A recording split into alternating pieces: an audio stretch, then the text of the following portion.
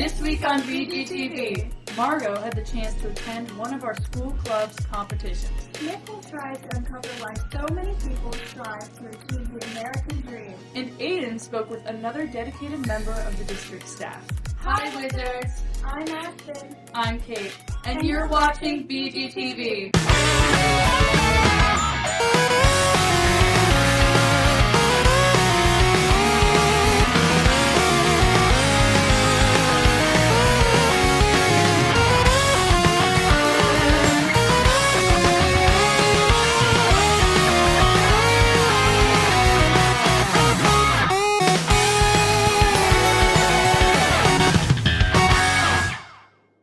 Academic World Quest is a club in our high school that focuses on testing students on their knowledge about international affairs, current events, and much more.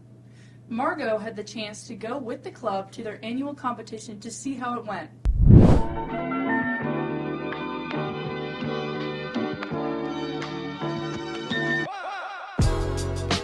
Academic World Quest is a competition sponsored by the World Affairs Council, and they select either foreign policy or public policy issues or even domestic issues, and the students have to learn about those subjects.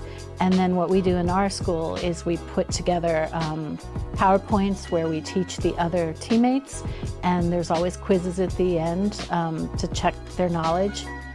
We sit down on the big screen. They'll show 10 questions from each topic, and each of the 4 people in the 2 groups are like masters on that particular topic. So they have the final say on what the answer is going to be.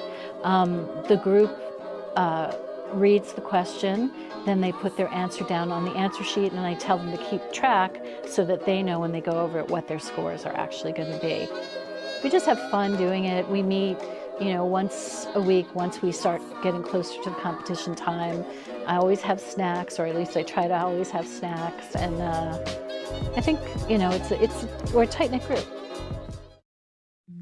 So what I do is my half is to reach out to different schools, get in touch with coaches as early as possible,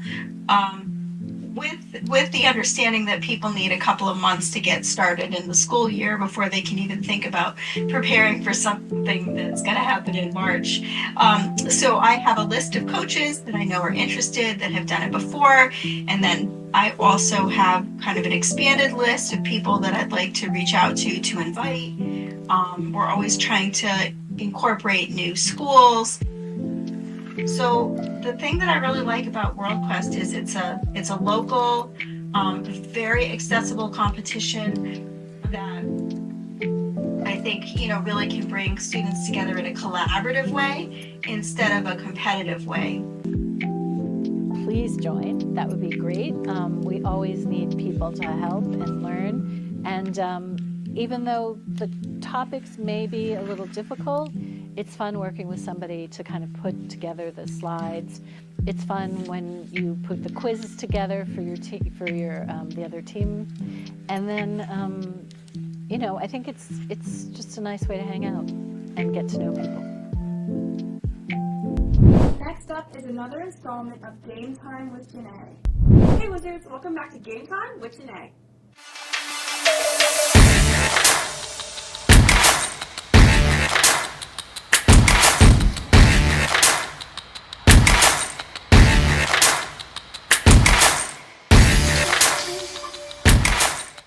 And here are your past Wizard Sports updates. This past Friday, March 9th, our girls indoor track and field was 5th and split men's relay in their emerging elite national. Congratulations to all our runners. Now for this week, I'll be going around asking our fellow Wizard athletes about how their spring season trials are going. The sport I'm trying out for is flag football. I tried out for lacrosse. The sport I'm trying out for is boys varsity tennis. The sport I'm trying out for is varsity baseball. First day of tryouts was really great because I got to see a bunch of returning people that I haven't seen in a while, and I got to meet a bunch of new people that are trying out, so I had a lot of fun. Day of tryouts went pretty well. A lot of competition as of right now, but for the way it's going, I think it's going pretty well. And just right now, it's just drills. But the defensive drills, I play defense, so that was fun for me. And then when we did 2v3s, my friend and I, Bella Perry, we were just going the whole time together. We were basically like tag teaming. It was really fun. Today, the only thing that's bothering me is that my quads are sore, but that's it, because I made sure to stretch when I got home. Yesterday there were only 2 matches, so that was me and my opponent and then another group. But as of now, it's like just normal varsity practice, preseason, and then as the week goes on, different matches are going on during those practices or before. My first day was a lot of fun. It felt good to be back playing flag football after not playing for a while.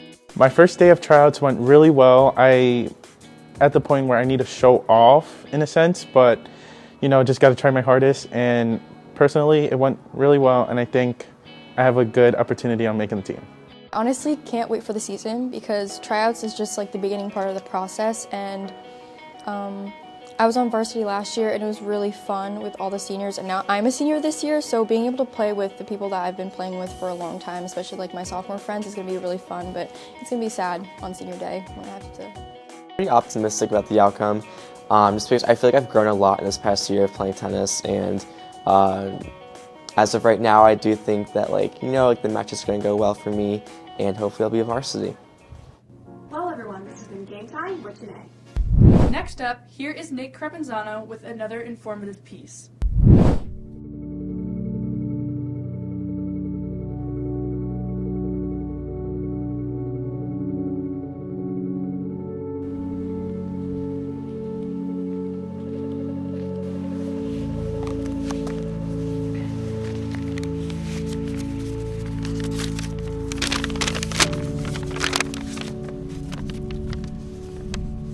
America, the land of opportunity. Remember that word. Where the dreams of a better life for you and your family have been nurtured since its inception. Over the centuries, millions have traversed oceans, rivers, and mountains in pursuit of this promise. Today, I aim to delve into the motivations behind this journey, exploring the reasons why people undertake such daunting voyages to our great nation, as well as the myriad struggles that people encounter upon their arrival. Without further ado, in your opinion, what makes America such an attraction for people around the world? Well, I think the biggest thing that's always attracted the people to America is economic opportunity. You look back from the creation of this country, people have been coming here for economic opportunity. Perhaps the country that you're in is an oppressive regime. Perhaps the economy is not doing well, or there could be political upheaval or crime. So that opportunity the United States offers, where you can make a life for yourself, you can work hard to get there, that's part of the reason that it is a destination for many people. How incredibly scary and daunting that must be to uproot your family, uproot your entire life, to go to a land where you have zero connections or very little connections, just for the idea of, okay, I could still have a better life there, even though I've never lived there before. I've never experienced that land before. People don't want to leave their country where they were born, where they have their families, where they have their culture, where they have their language, okay? You can't judge until you've been in that person's shoes. Why they would want to leave. Why somebody would want to leave their family. Okay, and it's always for betterment. Look at it is, if you're coming to a port of entry and you're fleeing that country because of economic upheaval or because of political upheaval, whatever it is, there's a general fear for your life and for your safety, for yourself and your family. You can seek what's called asylum, and that asylum process can be a very long process. Before we talked today, I was trying to brush up on it, and there's no cut and dry list of there's step 1, then step 2, then step 3. There are steps through the process, but the time factor could be months or years. I wish we had better systems put in place to ensure that they would in fact have that blank slate and that they would be able to be successful. The kind of economic opportunity they're looking for. We teach English as a new language, so our students are learning English as one of 2 or a few languages that they know. Tell me about how your students are supported / your students' families. So obviously we're here, okay, there is a third teacher here at the high school. So as far as academically here at the high school, you know, we're either in the classroom or we're doing a pull out, okay, model. We're in this classroom. As far as outside of school, we at least try to supply as many families with translation services as possible. And then also just trying to connect them with possibly other families in the community. I don't think we're the only ones supporting them, but it's definitely a challenge. And there's room for improvement. You know, our population has been growing, not just at the high school, it's district-wide in Washingtonville. So, you know, those supports, you know, can always improve. More teachers would be great, more E&L teachers specifically to do push-ins. I think a bilingual guidance counselor would be amazing and a really big help for our kids to help them get, you know, accustomed here and in the community. I think cohorting our L's would be really good so that for the push-ins that we are able to go into, we're able to service a lot of kids at once rather than just 3 or 4. What a lot of people don't realize is that a lot of our students weren't choosing to move here. They weren't like, oh, we want to go move. This is a good time. I think that being forced to move from home, a lot of our students really miss home and they really miss family who's still there. Or so dealing with all of that on top of the academic challenges. I also think that the reasons why they came were like pretty traumatic for most of them. Right. So there's unprocessed trauma and there's missing their family and there's being forced to just relocate. Is all of that on top of how academically challenging class can just be in high school. And now for this week's announcements. Wizards, there is a limited number of yearbooks left. Once we sell out, we are sold out. Order yours at herfjones.com. The last day to order your yearbook is April 1st. SUNY Orange is having an instant admission event on April 10th at 11:15 a.m. There is no application fee. Register in the guidance office to attend. Do you like fashion? If so, make sure to stop by BG Boutique. They are open every Friday during 2nd, 3rd, and 4th lunch. Anyone interested in performing at the Class of 2025 Talent Show on April 12th, please see Mrs. Connolly in room 246. And now for a quick commercial break. Bless you. Bless you. You good? Sorry, it's allergies. Have you ever been in this embarrassing situation? Well, if you have, you're probably one of the 25% of Americans that have a pollen allergy. And with winter coming to a close, allergy season is soon approaching. So to help you avoid this embarrassing situation, here's some helpful tips. If you're gonna go outside in the morning, you should wear a mask. It not only keeps the pollen out of your nose and mouth, preventing sneezing and coughing, but it might even keep some out of your eyes, just for being so close to them. One of the best ways to avoid allergies is to close windows, your car windows, your bedroom windows, because it just keeps the pollen out. The best thing to do for allergies is to just take medication. It'll stop allergies and prevent them. Don't buy name brand, buy the store brand. It's the same thing and it's cheaper. And with that, I wish you all luck in this year's allergy season. Thank you so much. Mrs. Blake is one of our school district's dedicated staff members who taught at Little Britain Elementary School and now teaches at the middle school. Aiden had the chance to speak to her more about who she is and what she has done for the children of Washingtonville Central School District. Once you hit senior year, many people call it the year of your last. You do a lot of time looking back on the last 12 years of your life. When looking back, you think of some of your favorite memories, teachers, classes, and more. A teacher in Watsonville Central School District who has had an impact on many students is Miss Blake. Let's go hear why Miss Blake is loved by many here in Washingtonville. You know, every class, it was very engaging, and I always walked in that classroom with a smile on my face because I just love the way she teaches, and she's just overall a great teacher, and she built a relationship with every single one of us. I remember in 5th grade, I was always super excited to go to school. Miss Blake made it really enjoyable and interactive during class. I remember we did a point system where if you get a certain amount of points, you can eat lunch with the teacher, sit at the teacher's desk. Miss Blake made the whole learning experience fun. She made it interactive.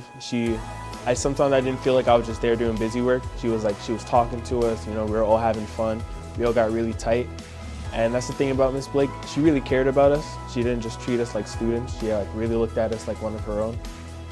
This is my 22nd year teaching, but in Washingtonville, this is my 20th year. So I think really being creative and how you present information to students is important, because I always say I hoodwink the kids because we play games or we do fun things or I do station work. You're still getting them to learn what you want, but you're doing it in a way that, they like to learn and doing things that appeal to different learning styles. It's not a one-size-fits-all. So also playing games and kind of being involved in knowing what they like, because times change, so you can't necessarily do the things that worked 10 years ago with the group that you have 10 years from now. So being involved with what they like to do and how they like to learn and the games that they're using, but make them educational. Make a connection with your students. At the end of the day, that's what it comes down to. If they feel safe with you and they feel like they're in a space where they can make mistakes but learn from that, I think that's the most important thing. So definitely take the time to know every student as best as you can, get to know them well, but also take the time to always see the good in all of the kids. Sometimes there's a challenging student that you may get, but if you sit back and really take time to know them and pick out the positive and just focus on that, I think that's super important, because you may be that only teacher or only person that, sees the good in them in that regard. My goal was to make connections always with students and have a relationship first. I always want my students to feel safe in my room, to make mistakes and know that there's space for you to learn from your mistakes and to grow. My goal, and obviously learning within that and having fun, and I really just want my students to always want to come to school. School can be challenging for many students, especially during this age. And I just want students to want to come to school and want to learn, but also know that they are loved and that they are respected and that, they have someone rooting for them and I'm on their team. Next up is negotiating with Nick. We've all seen some crazy things at the school. Today, I'm going to be going on the street to see teachers and students' most crazy things that they've seen going on in the school. Once on the very last day of school, two students got into a fist fight, but a bad head into the table kind of fist fight. Last day of school, while critiquing their own photographs. It got heated. How did that even happen? Apparently one person said something and the other one jumped up and said, "I've been waiting for this all year," and just ran at her. It was bonkers. So the weirdest thing a student ever asked me was, "Mrs. Connolly, are you pregnant?" And I wasn't. What's the craziest thing a student ever did for you in your classroom? So in COVID, kids put together a birthday party for me. It's totally surprised me. Stuck with me forever. Really cool, really neat. Like when? Last full day of classes. Last full day, they did a whole birthday party for you? Yep. Coordinated it before I got there. They set it up. The entire class, or it was just a few students? The entire class? Yep. Pretty cool. Mr. Schultz, what's up? What's your favorite memory with the student that you've had in the past? Oh, true. That's true. No, I once had one kid. I have no idea. A little freshman. Well, now he's taller than I am. But he used a commando roll when he goes sharpen his pencil. I don't know what it was, and he was consistent every single time. He did somersaulting. You just had to go with it, right? He rolled. He rolled on the dirty floor. He just rolled. He rolled across the classroom? Absolutely. No, well, along the side, towards the pencil sharpener in the back of the room. But he rolled like somersault? Yeah, somersault style. Just commando roll. Just bloop, bloop, bloop, every single time. Just to sharpen his pencil? Every single time, right? Beating a kid who thinks he's 6'2", but he's not really 6'2", one-on-one in basketball. He might be number 10. What's the most memorable thing that a student has said or done to you? A young man stood here in the bunker, held up a roll of toilet paper and said, "Hey, what is this for?" There was this one time I was in 7th grade, my 7th grade math class, but I can name out the teacher. It was Miss Tagliaferros, and this kid was very, very angry, and he threw a desk across the room, and honestly, I don't know what happened from there. This one girl threw this other girl down the stairs. Threw her down the stairs? Threw her down the stairs. She rolled. The craziest thing I've seen in school, and I've seen a lot of crazy things, there was this kid that took a pen, right, and tried to stick it in the pencil sharpener, and the ink got everywhere. It was terrible. I saw somebody jump, when you jump to touch the ceiling? Yeah. Nah, somebody broke it off. He broke the ceiling off? Huh? He broke the ceiling off? Yeah, things were crashing down. It was crazy. Something crazy that happened. Oh, we was at lunch, and my friend threw a chair across the room at my other friend. He dodged it. He threw a whole chair across the room? Yeah, he got angry at something he said, and yeah, he's the one that dodged right there. You dodged it? Who threw it at you? Meow meow. Something crazy you've seen? Someone barked at someone else. They full on barked? Full barked. Like a dog bark? Like a dog bark. In the halls, in front of everyone. Something crazy you've seen? A kid throwing a ball at Mr. Frisbee's TV, and it shattered it everywhere and broke. He shattered the entire TV? Yeah. The craziest thing I've seen is when I was walking in the hallway and I saw a chunk of hair on the ground, like a hair section. I'm pretty sure someone got in a fight, but So she ripped the girl's hair out? yeah. So how do you know everyone's names here at the Washington High School? Well, I have a pretty good memory when it comes to names and faces, and because we work in a repetitive environment, I see the same faces every day, and the names just stick after a while. Really? Really. What's on your screen over there? What's on the screen? You got student photos. You study them? Well, I glance over them too. If I'm unfamiliar with someone's name, I try to put the name with the face, and then I remember it for next time. Okay. So you study their faces. Commitment. Pretty much, yeah. That's all for this week, Wizards. Make sure to check out the student podcasts and Wizard Weekly linked in the description below. I'm Aspen. And I'm Kate. And this has been BGTV.